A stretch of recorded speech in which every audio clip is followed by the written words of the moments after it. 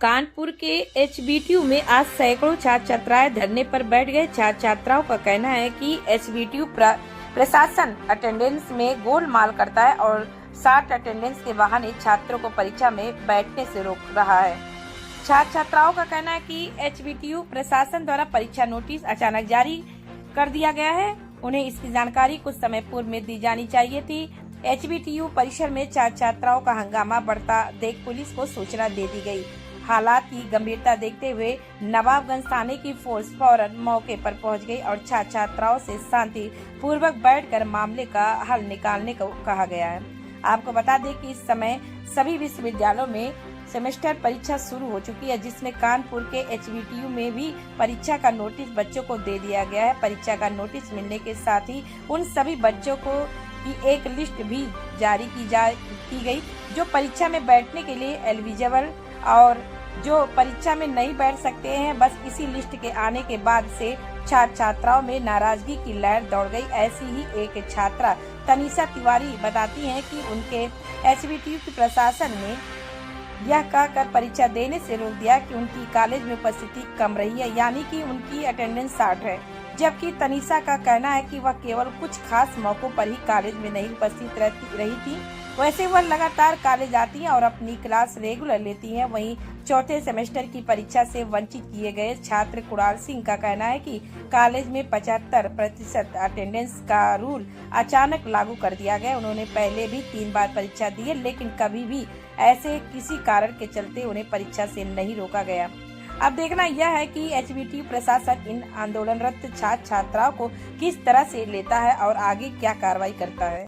मेरा नाम अभिजीत राय है और आज आप देख सकते हैं कि करीब 3 घंटे से यहाँ छात्र आंदोलन प्रदर्शन कर रहे हैं और उनकी केवल एक मांग है कि उनको परीक्षाओं की जो कि उनकी मौलिक अधिकार है उनसे वंचित न किया जाए। एकाएक ये तुगलकी फरमान निकालते हैं कि 75% अटेंडेंस कंपलसरी है, लेकिन इनका ना कोई ऑनलाइन पोर्टल पर चढ़ता है अटेंडेंस, ना कोई इनका कुछ रजिस्टर इनका सही मेंटेन हुआ है। जबकि ये जो अटेंडेंस है ये एक फर्जी अटेंडेंस है और ये छात्रों के भविष्य के साथ ऐसा खिलवाड़ जो है, एक छात्र जो है यहाँ किसान परिवार का छात्र आता है उसको परीक्षाओं से वंचित करना, एक तुगलकी फरमान ये निकालते हैं और परीक्षाओं से वंचित करने का प्रयास कर रहे हैं। मेरा नाम संयम शुक्ला है। हम लोग की धरना प्रदर्शन ये है कि हम लोग की अटेंडेंस में धांधली हुई है और कम से कम 2,500 बच्चों को बिना एग्जाम देने से मना करा जा रहा है।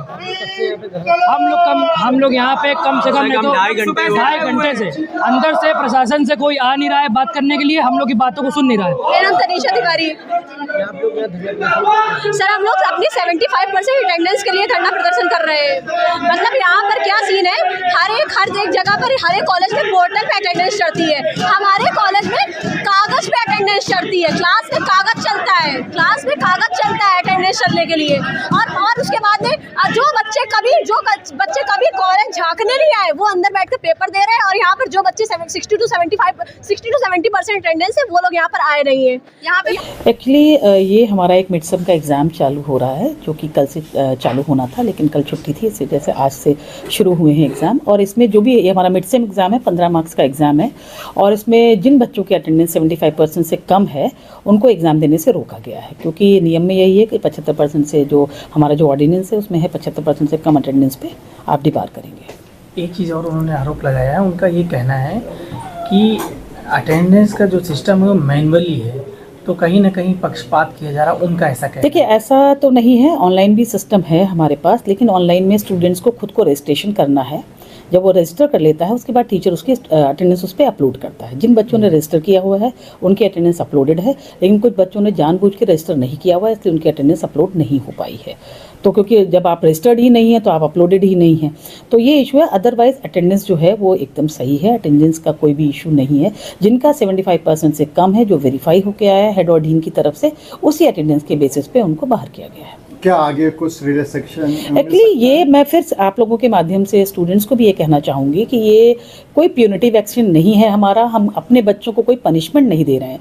हम भी ये चाहते हैं कि ये बच्चे, क्योंकि इंजीनियरिंग के छात्र हैं, प्रैक्टिकल और थ्योरी दोनों क्लासेस उनके लिए बराबर ज़रूरी हैं। आगे प्लेसमेंट में कंपनीज़ में वो प्लेस हों, अच्छा प्लेसमेंट हो, उनका अच्छा पैकेज मिले, इसके लिए अटेंडेंस बहुत ज़रूरी है और वो क्लास करें।